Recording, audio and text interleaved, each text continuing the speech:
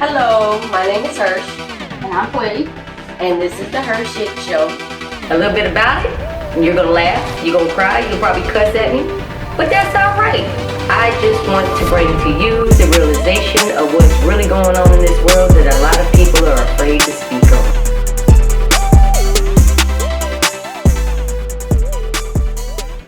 Welcome to this week's The HERshyt Show, where I have the honor and privilege of speaking with Mr. Shawn Gavin Thomas, all the way from Florida. Tell us about you, Mr. Shawn. What's going on? I'm a singer, songwriter, producer in the Sarasota, Orlando area. I go both regions pretty much because I work with a producer up in Orlando, DME Orlando, Michael Walker, and I work with him. And I do my own vocal learning track business on the side as well, and just a whole bunch of recording and a whole bunch of singing, and I perform national anthems. I've done some gigs and cameo appearances with some local bands around this area here. So I'm pretty much a jack of all trades, as we talked about here. I was just about to say that, a jack of all trades. He doesn't just do one type of genre. Yep. And how did you get started in the music world? How did I get started? Well, let's go back to when I was about 4 years old. It was basically in my parents' house in Cleveland. I'm originally from Northeast Ohio, Cleveland, Ohio area. So go Cavs, go Guardians, go. I'm not really a Browns fan, but I'm baseball and basketball. But it was 4 years old. I was living in my parents' house. We lived actually near Cleveland Hopkins International Airport, and it's kind of like every single day the airplanes were flying across. So that was just kind of the noise I had to deal with. But it was Christmas of 1986. I was 4 years old at the time, so that shows how old I am. And Phil Collins is Throwing It All Away was playing on the radio. And that was kind of like my first introduction of music. At the time, I was just kind of babbling, just going, blah, blah, blah, blah. I wasn't really singing. But it allowed me to, kind of get exposed to music and kind of hear it for the first time. And like my grandfather played the mandolin, but we didn't really have singers in our family. And for me, just to grasp concept of music and be able to sing, I really didn't start getting into singing probably until like maybe middle school time. And that's when I had my first solo of All for Ones, I Swear. And I sung that, and it was the first time singing solo experience. My knees were knocking. I'm like, what am I doing here? It's like, but that was kind of exposure with that. And then I was involved with the choirs and the concert choirs, the show choirs, moving into high school. And then high school is when I really, really said, yeah, I'm going to do this as a full-time career and blossom from that. And moving forward with that, I was active in the musical theater groups, a whole bunch of stuff, and the senior choirs and the local jazz ensemble. So you mentioned multi-genre. I'm basically jack of all trades. I'm doing pretty much every genre here. So I was studying local jazz at the time. I was doing a whole bunch. Like I was involved with the Cleveland Orchestra Youth Chorus, which was kind of like at Severance Hall. If anybody's familiar with the Cleveland area, there's a big performance hall, Severance Hall. And I had the privilege of performing there with the Cleveland Orchestra Youth Chorus. And I studied under the likes of Betsy Burley, who was the music teacher, the vocal director at Cleveland State University. I went there for kind of a semi-short time. Like I went to college, but I never finished college because it took me to a whole different direction. And I started doing vocal learning track, my vocal learning track business with the Barbershop Harmony Society, and that's kind of could be a next question to ask about. Wow, the barbershop. Yeah, so I've been doing barbershop. I hold membership with them. I'm not as active like competitively anymore because I run my own business, but I've been doing that for well over 20 years, and I've won numerous awards. Like I was in the collegiate contest where I placed as high as second, so I'm an international collegiate silver medalist in that contest. And then a couple of bronze medals, because the competition was getting tougher and tougher every year. So it's like you enter it in when it's like kind of new, and then like hey, we're silver, baby, and then all of a sudden you're getting all these amazing groups like from Sweden. There's an amazing group from Sweden called Ringmasters, and they're still together, and they're phenomenal. You can do a YouTube search for Ringmasters Quartet, and their singing is just I mean, it'll blow you away. And like I was 5th place in that contest when they won, and for them it's like, give it to them. They're phenomenal. I mean, for them just to do what they did was just incredible. I love the vibe that you have. You're just so upbeat and excited about everything you do. You can tell. I bring energy. Yeah, but you can hear the passion in it. And I did check you out on YouTube. I also checked you out on Instagram. But you have a new single that just came out as well. It's a country song. Yes, yeah, cover country single. What was I thinking? That's just kind of the beginning of things to come here, because I'm multi-genre. So this is a country song, but I wanted to add a rock flavor to it. So my producer, Michael Walker and DMA Orlando, Dreamwalker Music Evolution, I said to them, like, I got this song in mind, but I want this thing to rock. I want to add a little bit of an edge to it. It's not going to be your typical with the banjos playing and all that stuff. Because as identity for me as an artist, like if you want to put like an identity with me, because I do so much, is basically taking any song that you hear, like be it a pop song, be it a rock song, be it a country song, be it I don't do opera, so forget that. I did that in college. I never again will do opera, but any genre that you look at, like even jazz or whatnot, add a little bit of a rock flavor. I call it the SGT flavor, because I go under those initials. There's a local, not local here right now, but a live band karaoke club at Universal Studios, City Walks Rising Star, which actually Mike and his wife Caroline actually discovered me through that venue, and that's how we got our relationship to work as singer and producer and all that. So what was I thinking? I shot to him, let's make this thing rock. And, I just put the vocals at my own studio here and just kind of put everything together, and it turned out pretty good. And it's getting out there. It's just getting this out there for people to hear. It is. It definitely is out there. And I listened to it, and you could definitely hear the hint of rock to it. It's not. So that middle section, like the 90s country, like the dance hall kind of. It's not really a full, you're going to break out and line dance to it, but it has that kind of, not George Strait, but it has that rock behind it. And I could definitely, definitely hear it. Yeah, Dierks Bentley actually is the original artist for that song, and the middle section of that, the bridge, that is actually, when you hear the original version, it's kind of got the banjos and kind of like the country vibe to it. But I said to Mike, I just want this middle section to just rock and just shred the hell out of this thing, and and he added his flavor to it, because he's a phenomenal guitarist. I mean, he's been doing this for like over 25 years in the business, and actually I think he's an unsigned Grammy nominated artist with his band. I think Rule of Seven they're called. But so I'm blessed to actually not one, not two, but 3 Grammy nominated artists ever since living here in Florida. I've been down here for 5 years now. There is a band called Memphis Lightning. And they've done actually stuff in Georgia. Actually, they were recently in Blue Ridge, Georgia, doing a gig. And they're a group that does kind of rock and roll and blues and kind of Elvis inspired. So Elvis Presley is one of my inspirations as far as like with artists. So I'm going to probably talk to them about doing maybe a rock and roll type, Elvis type song. And the bassist of that group is actually Grammy nominated. Big Red he goes under, but he's the father of the son. He goes under Lightning Tipitot, and he's an amazing guitarist. He's only 26 years old, but it will blow you away. I mean, it's an incredible talent.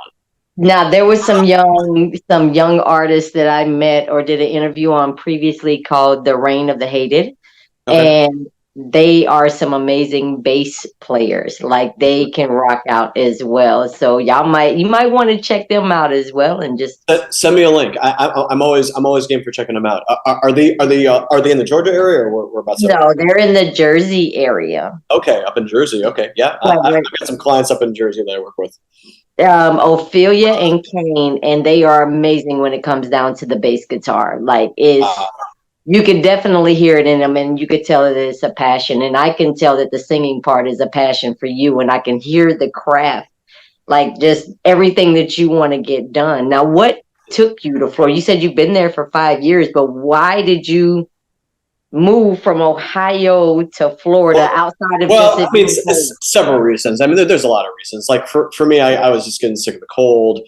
The talent up where I wasn't as strong as in Florida. I mean, Orlando, Sarasota, Fort Myers, it is immense with talent. I mean, there are so many groups that, like, in the Orlando area alone that I've met. Like, I mean, if I wasn't here, I would not have met Mike, my producer. You know, I mean, it's just kind of things like I was down here actually previously about close to 10 years ago, but it was just the wrong time. Like I'm a big basketball fan, big Cleveland Cavaliers fan. It was like I moved before they won the championship, but it was just like at that time it was just gravitating me back. You know, it's like it's just not the right time. So I went back and you know, I was living back in my hometown and just kind of work, watch the Cavs, and then when they won the championship, it kind of time passed a little bit, and just things like it's like a cycle of life. Like things just kind of pass by, and you just know, like, this is now the right time. So 2018, I moved back here, and I was living in the Orlando area at the time, and now I'm in Sarasota. It kind of now learning the state, like knowing the right areas to live and all that stuff like that. It wasn't really in the right area, but here in Sarasota, it was just the right fit. It's the right fit for living wise. It's the right fit for me. Where I was previously wasn't the right fit on the living quarter of that. So it took me over there, but I'm always in Orlando because like there's talent that I've known for years. Like there's a band called Dre C, actually the photographer, my photographer, who's the drummer of that group, Max Clark. Okay. We've been friends for 6 years now, and he's basically a friend for life. I mean, he's prayed with us. I went to his wedding, I went to his church, and I got to know him on a personal level. And now he's doing, he's basically, we're trying to set another photo shoot for the new original song that we'll talk about, getting that going. And Max and I have been really good friends, and I consider him one of my best friends down here. And he's part of that group, Dre C. There's another group, the Franchise Players. They're kind of your 70s and 80s. They do like, Kool and the Gang. They do Earth, Wind and Fire. They do, Motown. They did we actually saw them just a few nights ago at Disney Springs, which is like a big shopping plaza, but it's music entertainment. And they have an amazing stage, the Waterside stage, where they have all these musical groups that we've seen. So I've got to know a lot of the music groups there. So like I said, Orlando is so immersed with musical talent, like people don't even realize that. And you have a lot of international players down there as well. So you'll have Well, Pitbull lives in Miami. You got on the rap side, Rick Ross. You got DJ Khaled, who goes to the Miami Heat games. I mean, on the rap and hip hop side, there's so many different. This is not music related, but I'm a big pro wrestling fan. So get this. So, and you've probably seen this on the story. So Hogan's Hangout is Hulk Hogan's restaurant bar. Okay. So he holds a thing Monday night karaoke. So he started a championship series, and I was planning on doing the championship series, but it was like, it's kind of like, all right, this is the right time because he just announced this because they're awarding championship belts. I'm just going to go for it. No expectations. I go in there, I win the damn contest, and the men's contest. Really? Right out of the blue, it's like out of four like finalists. They announced the three finalists, and then because they didn't announce me at the time, because it was like top three, and then Hulk Hogan's now wife, Sky, she was like, well, what about him over there? I was like, I guess that's the top four. So they put the top four in there, and the Mouth of the South, Jimmy Hart, the legendary managers of pro wrestling, he was just like, okay, we got our top four. So that one, in fourth place, they go down. Then like when they announced that I was the winner, I was like, I couldn't believe it. Did you get a belt? They awarded me with a championship belt. That like it's I mean, this thing is not cheap. It's not heavy. It's not light either. It's very heavy. And like, for Hulk Hogan, Terry Jean Bollea in the flesh to present me this belt, I'm like, oh, holy cow. I mean, it's just an honor to actually meet one of my childhood icons that I watched, in the 90s. It's so cool to actually meet these people in person. And get this was the same night Ric Flair was there. And Ric Flair's living in Tampa now, so he was there, and he was like 5 feet away from me, he was literally like this close from me, he was like right the next table and all that, and just like Ric Flair himself, woo himself. Yeah, I was just about to do woo. Yeah, woo. Yeah, he's got his own like cannabis thing. I guess Hulk's doing it with that. I don't know, but anyways, yeah, he's living in the Tampa area. And, that's definitely a once in a lifetime situation awesome. That you was in. That's pretty doggone cool. And they give you. I'm planning on going back there. Fairly, whenever the time is right. But it's really cool to they were giving me cash prizes. I was part of the Clash of the Champions because I was a champion. They bring all the champions back and the chance to win. It was a $2,000 cash prize. I didn't win anything, but it's really cool to get all the champions back and the guy that was third place won it. I mean, he was he came back the weeks after. Now, how often do they do it? Every Monday night, single Monday night, and it doesn't matter if it's a holiday or every single Monday they do it. So it's really cool. So they've had people from that were on The Voice, that were on American Idol, that have been champions as well. So he's getting people from all over the place. So it's family friendly. It wasn't before. They introduced a gong thing where it's like if you cuss or do anything like that, it's just you're done because there's kids there. So they do like shots for the people that are there and milk shots for the kids. So it's family friendly for them because you got the kids that are looking up to Hulk Hogan too. So they want to try to make it a little bit more family friendly now. It wasn't before, but now they're starting to kind of mellow it down. That's pretty cool, though. I've never heard of it. Well, I don't go to Florida. Clearwater Beach, brother. Yeah, Clearwater Beach, brother. Now, you said that you own your business. What is your business entail? So, it's a vocal learning track business. So I'll explain what that is in detail.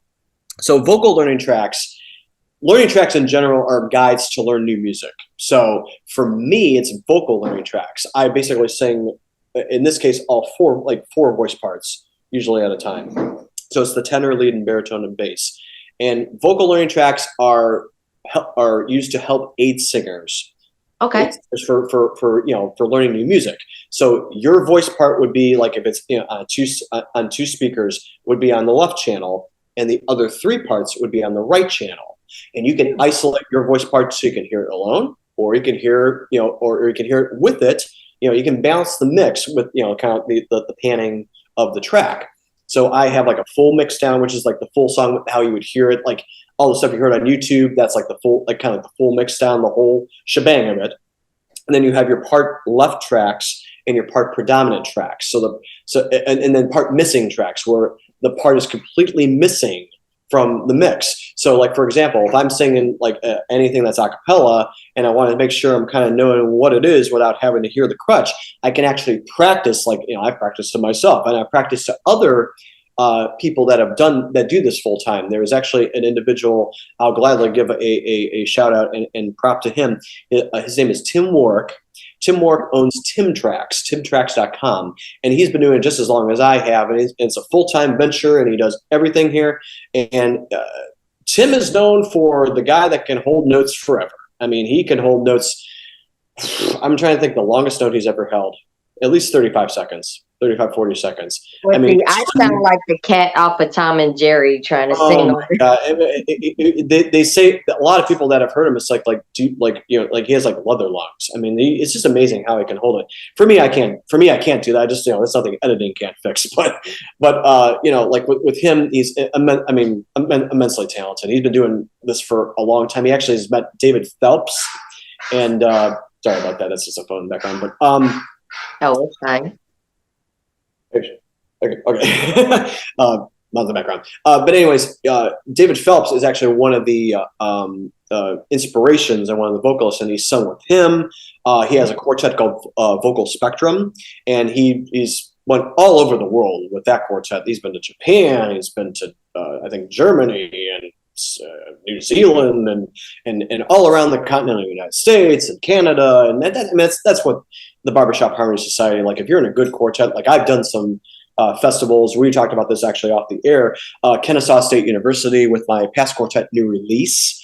We went through there. We went into Florida, which is kind of like my first introduction to Florida. So I did things in Citrus County. I've done some stuff in the Orlando area. I've worked with groups in the Orlando area. I went as far west up to Portland, Oregon area, Salem, Oregon. There's far. It's way north. But I've been pretty much everywhere. And with when I first started the society, I went to the internationals in Montreal, Quebec, Canada. So that was like, the first international travel and all that. I've never really went outside. I've never been to England. I've never been to New Zealand or anything like that and all that, because that's a whole thing in itself. But I've been pretty much the continental United States. I've hit probably about maybe 25, 30 states of that. So I mean, if somebody wants to hire you, how would they do that?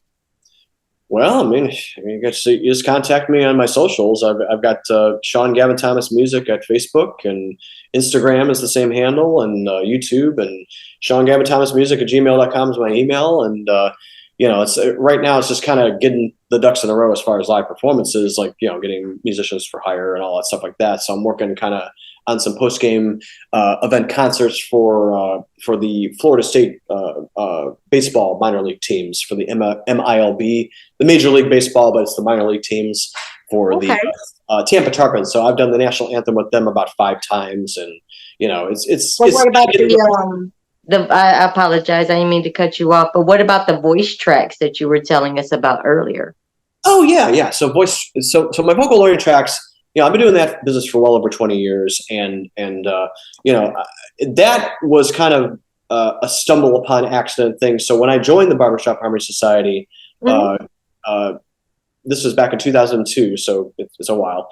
I was 19 at the time. I was, just kind of getting my foot into what it was. I was active with my mom and I saw a show from the church that we went to.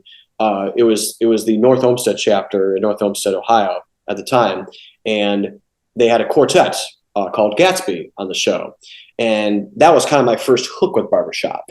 And I basically, when I heard them, I was immediately hooked, and I talked to the tenor of that group, Joe Fraley. And Joe was saying, hey, you should check out the Canton Hall of Fame course. There's many different chapters and everything. Just kind of gave a little prop with that. And I was like, sure, I'll go there. It was like maybe a half hour, 40 minutes from where I lived at the time.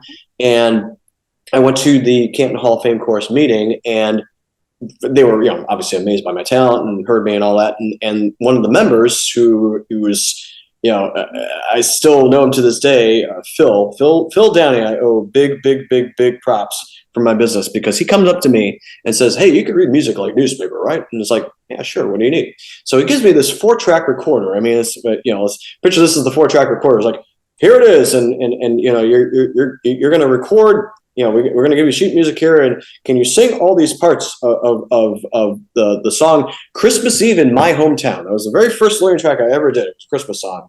And I was like, sure, I'll take a look at this. And it wasn't perfect. And, I was like, with bass, my bass range now I've developed over the years. I was like, I was trying to do the best in bass, because I had no bass range. I was only like 19 years old at the time.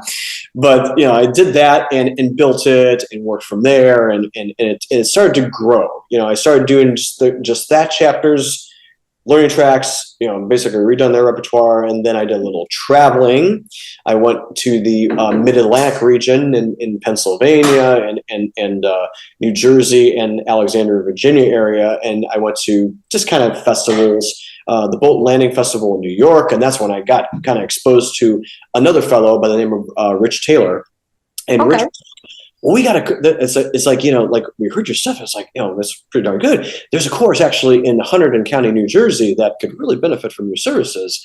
So he introduced me to the Hunterdon Harmonizers. And then I started doing their repertoire. And then their director was like, oh, this is amazing. And then they started kind of toting my music around a little bit. And then it's slowly but surely, it started kind of growing. I had this clientele, I had this clientele, I had this clientele. And then it kind of grew like wildfire. And then, I started doing like groups from all over, like I mentioned, like Sweden, Germany, France, Spain, the Netherlands, New Zealand, just all these groups that are just like, hey, we need, like in England, they call them teach tracks. So they call them teach tracks. It's like, we need teach tracks for this song, like I'm doing my best British impersonation. It's probably terrible, but, any teach tracks for this particular song. So it's like, sure. Well, I can do it for that. And, So for somebody that would want to get into this dynamic, what advice would you give them? Be patient. For someone that doesn't have a lot of patience, that was one of the biggest things. Be patient. This stuff takes time. You just have to put it out there and just let people hear it and work it, and just don't be afraid to keep putting it out there. It's going to take, it takes time. Work on your craft, continue to study a lot of singers, go to a lot of concerts. That's one thing that I'm vowing to do now that I didn't really do before. I recently went to the Lionel Richie Earth, Wind & Fire concert with my mom. And it's like I said to my mom, we're gonna go to this concert. I don't care, for a little bit financially strapped. We're gonna go to this concert because you don't know if Lionel Richie is going to be around next year. And I took advantage of it. It was an amazing concert. I mean, Earth, Wind & Fire, they haven't lost a beat. And now, why would you advise going to live concerts? Because you hear what other performers do. So like an example, like we're hearing new artists such as Olivia Rodrigo, and some people may not like her because it's kind of more like conversational. She's kind of like, really aggressive. If you hear a lot of her songs, they're kind of a little bit aggressive musically and all that, with like Bad Idea, right? Which is one of her songs that she does. It's like, see, it's a bad idea, right? It's a little more kind of that urgency. You hear it in what her music is. And she does with her chorus, like, she multitudes it. So it's kind of like, she makes her presence known in her music, and that's her music style. So like Charlie Puth, he is kind of like that, like, like a lot of his songs are very like kind of that airy tone. And Charlie Puth is one of my favorite artists. And actually him and I share a unique ability, perfect pitch. So he talks about him having perfect pitch. For me, I'm able to kind of pick stuff off the radio and just kind of know exactly how I want to put things in context. So like Charlie Puth, he has his different type of style. And like with concerts, you hear them live, you hear what they do, you hear the elements of what they put together and stuff, and everything just kind of comes full circle, and you hear what they do, like lighting and staging. Actually, one of the performers, Dracy at Disney Springs, I model a lot of what he does, because I mean, it's when you go to his New Year's Eve concert, like he does a big thing New Year's Eve. It's like, it's a whole big show. It's a light show. I mean, like the lights, the fog, the singers, everything. And it feels like you're at like a main label concert. He's not a mainstream label artist, but he has a couple of record labels that he signed. But it's a huge production that you're going to. It's really awesome. Really, really awesome. So it takes money to make money, is what I try to tell people all the time. It does, because you're gonna have to travel. So how do you find somebody that's just starting out? They know that they have the singing capabilities or the art in it.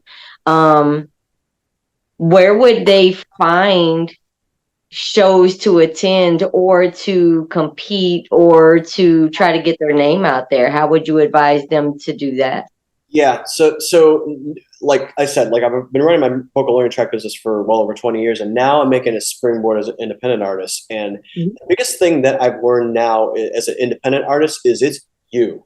Nobody's going to help you out. It is you. So the best way that I would say is study what other people are doing and basically piggyback off that thing. Just literally just, take it, if somebody's doing like podcasts and everything like that, somebody was doing podcasts, and you know what, I'm going to start doing podcasts, and this is just getting out as an artist. Obviously have material, to sing it out there and present it, and you don't have to find podcasts like you're free of charge. You don't have to find people that are like charging to do podcasts. There are plenty of free podcasts out there that allows it to get naturally out there. Yes. Shout outs. HERshyt shows free. That's right.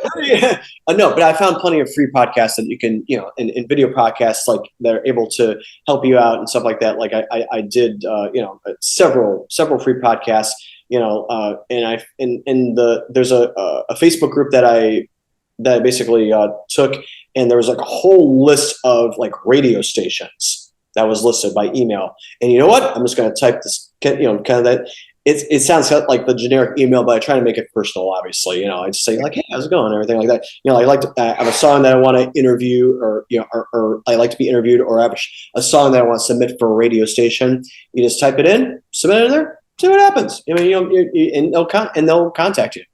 So have you ever thought about joining like backstage or Actors Access or anything like that to get into the theater aspect again, or are you done with the theater? I'm done with theater. No, I'm not a theater person. that was a high school thing and college thing at the time, and I was like, nah, that's not for me. I could do acting if I really wanted to, and I actually know a young musician that does acting as well, and she's releasing her new movie, and actually at Hogan's Hangout I met an actor that's he's doing kind of the independent film projects and all that he gets hired and stuff like that, and I like watching a good production. So actually the last theater production I saw was, if anybody's been following NBC's The Voice, you may know this name, Omar Jose Cardona, who is actually from Orlando, and shout out Orlando. Shout out to Orlando. He was fourth place a couple seasons ago on NBC's The Voice, and I've known Omar before he was on The Voice. Actually, at the City Walks Rising Star, he was at the same venue and we shared the same stage. So I've known Omar way before The Voice. Phenomenal vocalist. I mean, his range is like Freddie. It's like the Freddie Mercury. Like the judges were saying. Like, I was surprised that you did not say Freddie Mercury in the very beginning. I was very surprised because I've listened to Queen. I mean, Queen is one of my all-time favorite artists. So yeah, it's I can get the twist of between the Hank Williams, the Freddie Mercury, Conway Twitty / and you did Red Hot Chili Peppers in high school. I saw that. Yeah, you saw the video. Yes, yeah. That was with my best friend of 35 plus years, Mark, on the drums, and I got to catch up with him. It's been a little while now, but Mark and I we just we did that song at high school, and that was when I was very, very young at the time, and still kind of developing at the time and learning my instrument. And it was fun. It was really fun to watch that back out, over 20 years later. It's really, really cool. And actually I did a cover of Under the Bridge that's a producer, Mike, and we worked on, but it's not released because it's not. It was it was basic. I need to add more to that. It's not ready to be released to the world just yet. but no, Red Hot Chili Peppers is one of my favorite groups. And if you see on my socials, I do kind of like a Fitz thing. So I got the Fender shirt here, which I don't play guitar, but I want to learn to play guitar. And I'm still deciding whether I want to play left-handed or right-handed, because I'm kind of playing left-handed.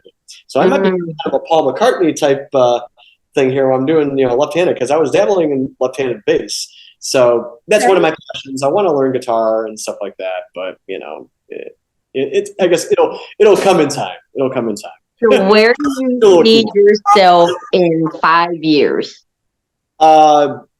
Even more established out there, even more reached out there. It's really hard to say. I mean, it's kind of like the path where it goes. I'm grateful for any opportunity that comes. my way. It's a lot of stuff that if something's offered, it's the music business decision. Like certain gigs, do you take this gig or do you pass on it? So you don't have to take every single gig. That's like another word of advice for aspiring people. You don't have to take every single gig. Now, what would be one of the key indicators that you do not take the gig? If it's a little too good to be true, it's like, for me, I'm not aiming to be one of the next big artists. Like if people are like saying, hey, you want to move to LA and do this and blah, blah, blah. It's like, I really do. I mean, you could bring me to LA and I'll gladly do, like a show or whatnot, but I don't really want to live in LA. I mean, I'm for me, like music nowadays, you can do like live stream concerts pretty much anywhere, and still be able to do that. Like, I mean, I suppose like if I got real mainstream, I'd purchase a residency because the money would take care of itself, but I would never live full time. I mean, for me, I love Florida for many reasons. So like Florida, like it's warm climate all the time. I feel the best I've been in years. I had a lot of seasonal depression up north. It was kind of really hitting me hard. I wasn't really energy wise. I wasn't really having it. So like, I mean, you see the energy now, but like before, like when it came to the fall, I was like, man, like what am I gonna do today? It's like, oh my God, yeah. I had no motivation, stuff like that. Like, I mean, you live in Georgia, but it's you do get the snow up there, but it's not like as intense. Like you keep going up. Yeah, we don't get snow where I'm at. Yeah, we the further north you go, I mean, it's a little bit more intense. So like in the Cleveland area and Buffalo, that's like the snow belt. I mean, you get pounded with it. And for me, I was like, I just got sick of the snow. I was like, it just wasn't doing it for me. Like I lived there my entire life, pretty much, 30 plus years. But I was just like, I needed to change and all that. And it's just like where I wasn't growing. I just felt like I was not growing where I was. It's kind of like I was going to the same things, and I was going to like, it was kind of like it was a redundancy. It was mundane. You was just going. I use the term humdum. It's kind of okay. I'm basically waking up. I'm doing this, and it just wasn't really the right fit for me. And I was in Florida many times, and I saw all these venues. I'm like, I'm only basically now an hour 45 away from going to these venues where I was almost 2,000 miles away, where it was like, I had to schedule basically like a vacation to be there, where now I can be there anytime I want. And now it's like, it's grown my fan base. I mean, it's grown my follower base. Like when I first started, like in like with my Instagram following, I was about 800 people, it wasn't really strong, but now I'm inching close to almost double that amount. And, it's part of it is just, now I'm using the platform and getting stuff out there. So now I've got, you're following me on there. I've got publicists following me. I've got like radio DJs that some of them are kind of spammy, but I mean like a lot of music people following me now. And that's the thing. Like the biggest thing is patience. Patience is so key. And like everybody starts at zero. I always use that mantra. Everybody starts at zero. You're not going to grow overnight. It's just like with Twitch. We were talking about with your nephews. Twitch is the same thing. And the only difference is it's gaming. So with Twitch is like it's visual. You got to be engaging, and you could be broadcasting to 200 people. That if it's a new release, then you may go into 2 or 5 people, and that's just the life of it. You have to build and allow it and make a personal connection with your fans. I always tell people to allow your work to show itself. Don't focus on the numbers. Yeah. Get the right people will be drawn to you. There's over billions of people on this earth. The right people are going to be drawn to you. And with social media these days and with the technological advancements we have, you're not having to create a cassette and sit outside and hustle it out of the trunk of your car. There is so much more that you can do just by being yourself. Don't try to portray somebody that you're not. And I've seen a lot of young artists get aggravated and no, it's discouragement. I mean, the thing is, you can't be discouraged. You can't expect to be, when they see an artist of like Carrie Underwood and they're like, wow, I want to be like you when I grow up, and it's like, and then they see like, oh, that's like everybody has a different journey. I mean, you gotta understand. Like, I mean, I know an artist that like there's a independent artist like top 58 thing, A-Break 58, and you know, like I know 2 artists that are on there. You know, one's like number 9, and one just recently hit number 1 on there. And it's hustle and grind too. It's the hustle and the, you know, you getting it out there and to say, you know, hey, take a listen to this. You know, let me know what you think. And you know, and just getting it out there like that. That's the biggest thing. It's just continue to say, you know, like just because you post it once doesn't mean it's going to be seen by everybody the first time out. You got to keep reposting. And I'm very lucky to know a very, very critical person that actually was the former manager of Taylor Swift, Rick Barker. Rick Barker is his name. Rick Barker Music. Follow him on Instagram. Very key guy. He actually knows my producer on a personal level, and has actually went to their studios and done clinics and everything. And I actually wasn't invited to do that, but it was just timing wasn't the right thing. But Rick is a very, very, very key thing, and I follow a lot of what he does. It's like if you want to touch as many people as possible, this is one of his things. Facebook is where you need to be. Instagram is where you need to be. And if you're doing it as a hobbyist, fine. You can just post out there, you know, your friends will hear it. But if you want to reach as many people as possible, this is his exact words, you cannot be stingy about social media. You can't. You just can't. You have to get it out there.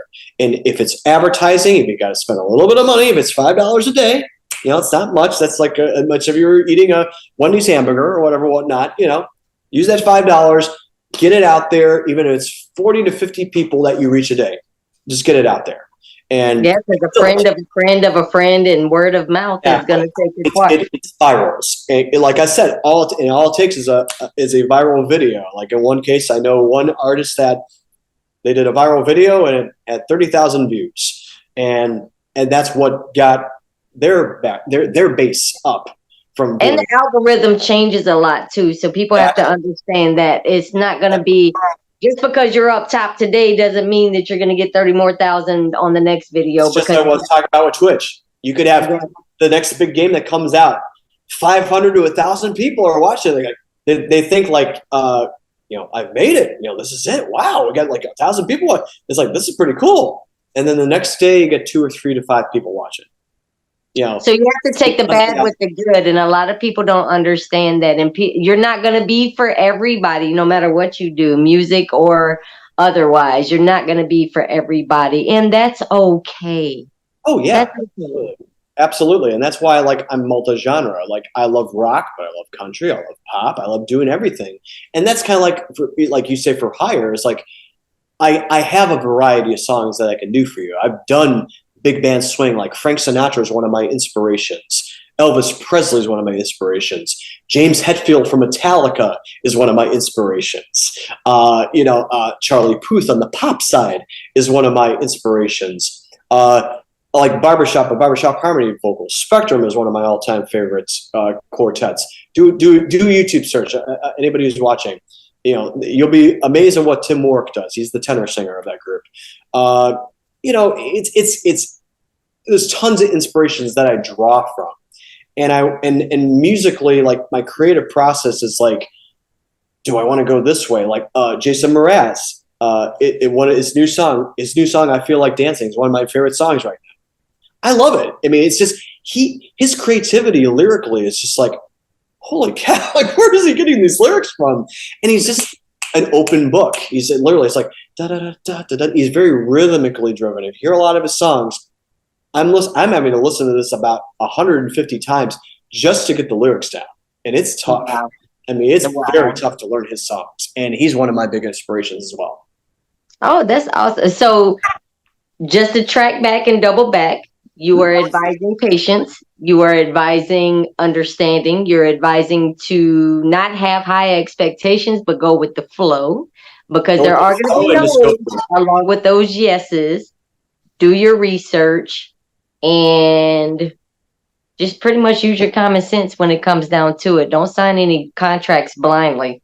Oh, I know. Yeah. So like I said, like I know artists that you know, there's contracts being offered. And the biggest thing is you got to know what you're getting into, especially when it comes to labels.